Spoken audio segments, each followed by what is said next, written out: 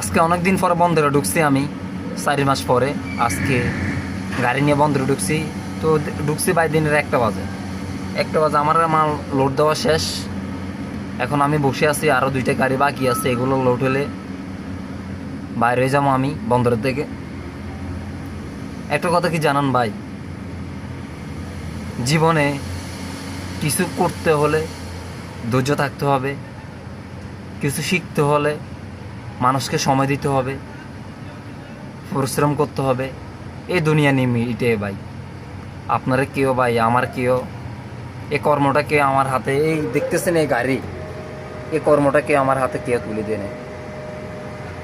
আমি তার হাত থেকে গাড়ি নিয়ে কর্মটা আমার হাতে নিছি, বুঝছেন। জীবন অনেক কষ্ট করছি ভাই, আপনাদেরকে ভাই বুঝাতে পারবো না। জীবন অনেক কষ্ট করছি আমি। মোটর লাইনে আজকে 8-9 বছর হয়ে গেছে।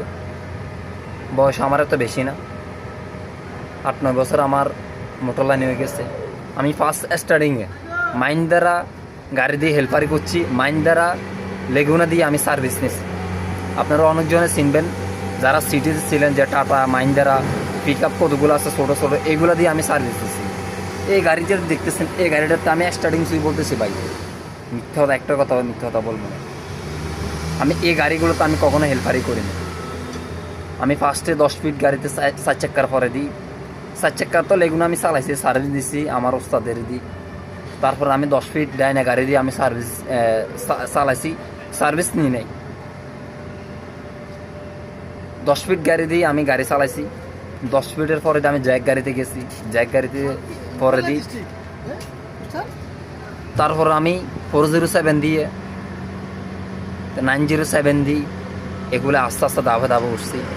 উড়ার পরে দিয়ে আমি এই যে দেখতেছেন এই লিলিয়ান গাড়িটা, এই লিলিয়ান গাড়িটাতে আমি আজকে গাড়িটা চালাতেছি। এটা আমি পারফেক্টভাবে চালাতেছি না। এর আগে আমি অনেক গাড়ি লোড করছি ভাই। তখন আমার কাছে টাচ মোবাইল ছিল না, আপনাদের সাথে শেয়ার করতে পারিনি আমার কষ্টটা, কীভাবে আমি এত কষ্ট করছি, কীভাবে ড্রাইভিংগুলো শিখছি ভাই। শুধু নিজের ব্রেন দিয়ে, নিজের পরিশ্রম দিয়ে, মানুষকে আমি সময় দিয়ে আজকে আমি ড্রাইভিং শিখছি।